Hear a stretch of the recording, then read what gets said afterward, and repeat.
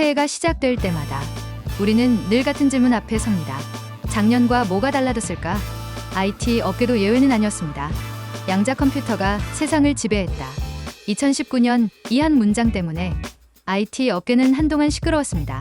바로 양자 우월성, 퀀텀 수프레머시라는 단어 때문이었죠. 이 말에는 오해가 정말 많습니다. 양자 우월성은 모든 계산에서 이겼다는 뜻이 아닙니다. 워드 작업, 게임, 서버 운영 이런 일들은 여전히 우리가 쓰는 컴퓨터가 훨씬 잘합니다. 양자 컴퓨터는 아주 날카로운 특화 장비입니다. 경우의 수가 기하급수적으로 늘어나는 문제, 확률 분포를 샘플링하거나 양자 상태 그 자체를 흉내내야 하는 계산들. 여기서 양자 컴퓨터는 동시에 계산한다는 방식으로 접근합니다. 단순히 빠른 게 아니라 접근 방식이 완전히 다른 겁니다. 2019년 구글은 선언했습니다. 슈퍼컴퓨터로는 수천 년이 걸릴 계산을 양자 컴퓨터로 단 200초 만에 끝냈다고요.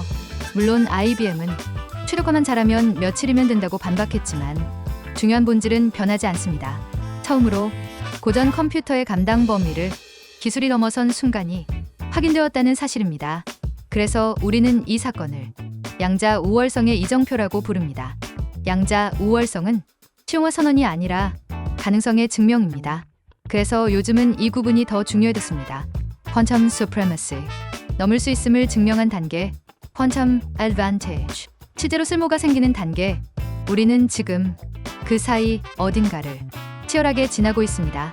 이 변화는 어느 날 갑자기 찾아온 혁명이 아니었습니다. 수십 년의 시간 속 수없이 무너진 가설 위에 조금씩 쌓아올린 결과였습니다. 양자 컴퓨터 역시 아직은 불완전합니다. 오류에 취약하고 다루기 까다롭고 모든 답을 주지도 않죠.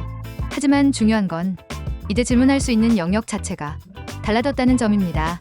불가능하다고 여겨졌던 계산, 상상 속에만 머물던 문제들이 언젠가는 풀 수 있는 것으로 바뀌기 시작했습니다. 기술의 진보란 언제나 그렇듯 당장 쓸모를 증명하기보다 먼저 한계를 다시 정의하는 일에서 시작됩니다. 양자 우월성은 완성이 아니라 새로운 출발선에 가까운 이름입니다. 그리고 그 출발선 앞에서 우리는 이제 다음 질문을 준비하고 있습니다. 한 해 동안 정답보다 질문을 더 많이 만났고 속도보다 방향을 더 많이 고민했습니다. 완벽하진 않았지만 멈추지 않았다는 것만으로도 그 시간은 충분히 의미 있었습니다. 계산의 한계를 넘은 양자 컴퓨터처럼 우리도 새해에는 조금 더 넓은 경계를 향해 나아가 보려 합니다. 여러분이 넓혀보고 싶은 경계는 무엇인지 댓글로 나눠주세요. 더 흥미로운 미래 기술 이야기가 궁금하시다면 구독과 좋아요로 함께해 주시고요. 새해 복 많이 받으세요.